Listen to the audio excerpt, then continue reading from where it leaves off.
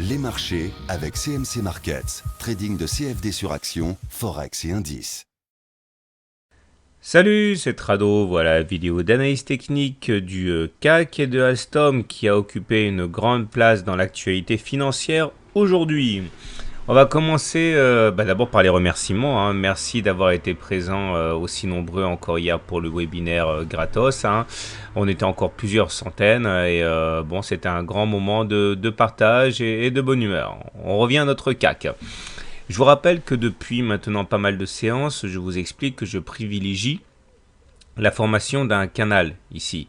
Alors, il est représenté ici par cette espèce de truc rose là dans lequel on a fait des oscillations. Et aujourd'hui, on est venu justement chercher le haut de ce canal avant de recevoir une volée de bois vert qui nous a amené à finalement venir chercher à nous appuyer sur le fameux gap ici pour finalement terminer au milieu. Alors, ce qui est intéressant, mais qui n'apporte pas grand-chose au smilblick, c'est le chandelier que je vais évoquer aujourd'hui, qui est le chandelier en haute vague ou en porteur d'eau. En gros, ça ressemble à ça, c'est-à-dire que vous allez avoir un petit corps et de grandes ombres ou de grandes mèches. C'est-à-dire que voilà le corps et vous voyez qu'on est allé très très haut. Et puis on est allé très très bas et finalement on clôture sur des niveaux finalement très proches, hein, du niveau d'ouverture. Ça peut être rouge ou ça peut être vert, mais en gros l'idée c'est qu'on a bataillé toute la séance pour finalement finir sur un quasi statu quo. Alors ça, statistiquement, ça nous apporte pas grand chose parce qu'on montre qu'on a une chance sur deux de monter derrière. Vous allez dire super, merci Trado. Mais en fait, l'idée justement, c'est que ça traduit la nervosité, la perplexité des intervenants. Alors ça, c'est psychologiquement, c'est très intéressant. Ça veut dire que voilà, les intervenants ne savent pas trop sur quel pied danser, ils sont dans l'expectative et c'est ça qui rend ce chandelier intéressant. Alors, voilà un exemple sur le CAC. Bon, là derrière, il y a eu hausse, mais c'est complètement fortuit. Il y aurait pu avoir une baisse derrière ce chandelier en haute vague ou en porteur d'eau. Alors je reviens à mon cas qui regardez donc la très belle bougie et regardez, on est venu très haut chercher les 4500. On est descendu très bas, juste à l'orée du gap. Et je vous rappelle que l'enjeu, il est important parce que pour savoir de quel gap il s'agit, il faut absolument le boucler en moins d'une semaine. C'est-à-dire que si on bouche ce gap en moins d'une semaine, il y a de fortes chances pour que ce soit un gap d'essoufflement et dans ce cas c'est badaboum. Par contre, s'il résiste plus d'une semaine, dans ce cas il y a de fortes chances pour que ce soit un gap de continuation et là c'est direction les 4500 hein, statistiquement. Donc c'est pour ça que c'est intéressant ce qui s'est passé aujourd'hui. En attendant, les indicateurs techniques sont justement assez mitigés et c'est pour ça que je privilégie la formation du canal. C'est parce que justement il n'y a pas vraiment de consensus au niveau des indicateurs techniques, hein. Le stock super, il est dans sa zone de surachat. Je vous rappelle que quand on est au-dessus de 80, j'en parle d'ailleurs hein, dans mon webinaire d'hier et dans le e-book à sortir un jour sur le thème, quand on est au-dessus de 80, normalement c'est short interdit, quoi, hein.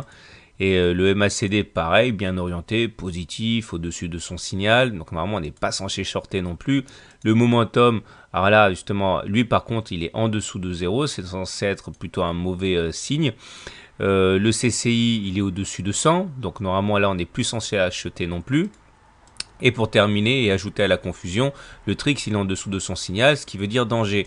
Vous avez compris, hein, l'analyse technique c'est aussi intéressant pour ce que ne disent pas les indicateurs techniques. Et là, clairement, ils ne disent ni d'acheter ni de vendre. C'est pour ça que je privilégie encore une fois, d'une part en tant que trader le statu quo et en tant qu'analyste technique, hein, jusqu'à preuve du contraire, un canal.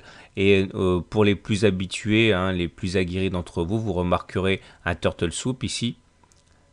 Ok, bon, je ne vais pas revenir sur ça, mais en gros, ça veut dire qu'on a fait un plus haut de 20 séances, mais on a clôturé plus bas que le précédent plus haut de 20 séances. Voilà le plus haut de 20 séances. On a bien été au-dessus, mais par contre, on a clôturé en dessous du précédent plus haut. J'espère qu'on n'avait pas trop le mal de mer. La dernière fois qu'on a eu un, c'était ici. Et regardez, badaboum, ce qu'on a eu derrière. Donc, méfiance pour ce turtle soup.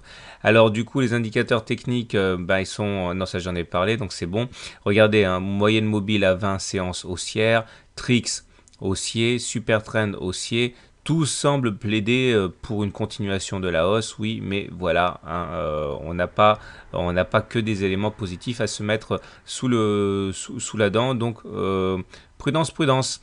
Maintenant, chose promise, chose due, un petit détour du côté d'Alstom. Alors pourquoi Alstom?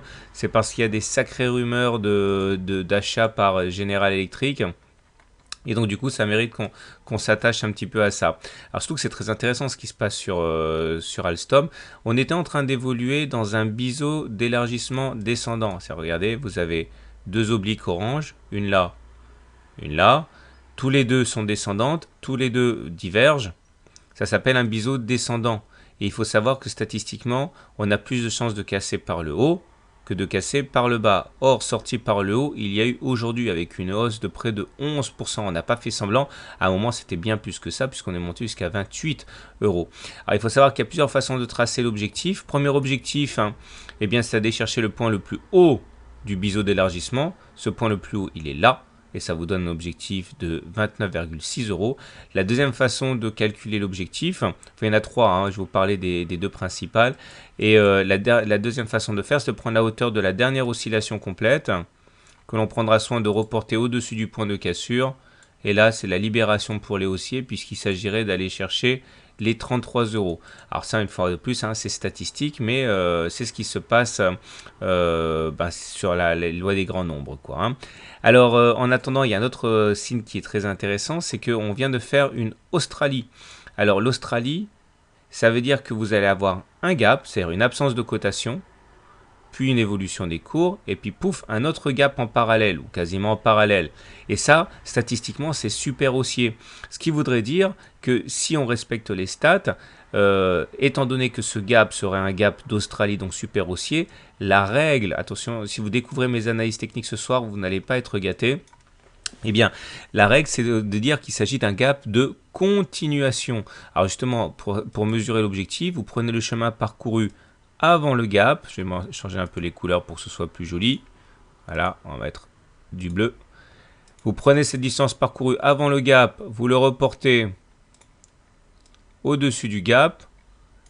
Et ça vous donnerait un objectif, là aussi, très, très attirant, un objectif intermédiaire de 32,5 euros, donc assez proche de l'objectif précédent. Condition, il ne faut pas reboucher ce gap en moins d'une semaine. Okay, les indicateurs techniques sont bien orientés, super bien orientés même. Le stochastique dans sa zone de surachat, la zone où il ne faut plus vendre à découvert, le MACD au-dessus de son signal, le momentum positif, le CCI au-dessus de 100, le TRIX au-dessus de son signal. Bon, franchement, au niveau des indicateurs techniques, c'est la fête. Donc, à surveiller donc la fermeture du gap. Et si on ne ferme pas ce gap, là, vous avez compris les objectifs. Voilà. Je terminerai en disant une chose. Si vous découvrez mon travail, n'oubliez pas que vous pouvez donc vous demandez le e-book 100% gratuit avec la vidéo exclusive qui va avec. N'oubliez pas également, parce qu'on me demande souvent, Trado, est-ce que tu peux faire cette analyse ou cette vidéo, etc. La règle est assez simple. Pour faire plaisir au plus grand nombre, je fais celle qui est le plus demandée et généralement, on arrive à 20-30 demandes par action avant que j'en fasse la vidéo. Et donc, si vous voulez avoir votre action analysée, c'est gratuit sur mon blog. Il suffit soit de m'en faire la demande sur mon blog, à mon adresse, soit éventuellement vous allez sur Boursorama, vous créez un topic dédié, vous demandez 20 personnes qui la demandent et puis derrière vous me signalez le topic, je vois qu'il y a 20 demandes et je fais l'analyse technique. Encore une fois, c'est gratos. Désolé pour cette règle un peu débile des 20 demandes, mais comme il y en a énormément qui me sont demandés tous les jours, j'ai rien de trouvé de mieux pour satisfaire le plus grand nombre. Voilà, je vous souhaite une bonne soirée, de bon trade et s'il vous plaît, répondez à mon sondage sur ce que vous tradez. Ça m'aidera à mieux coller à vos demandes et être plus proche, toujours plus proche de mes gentils visiteurs. Allez, à demain pour la mise à jour.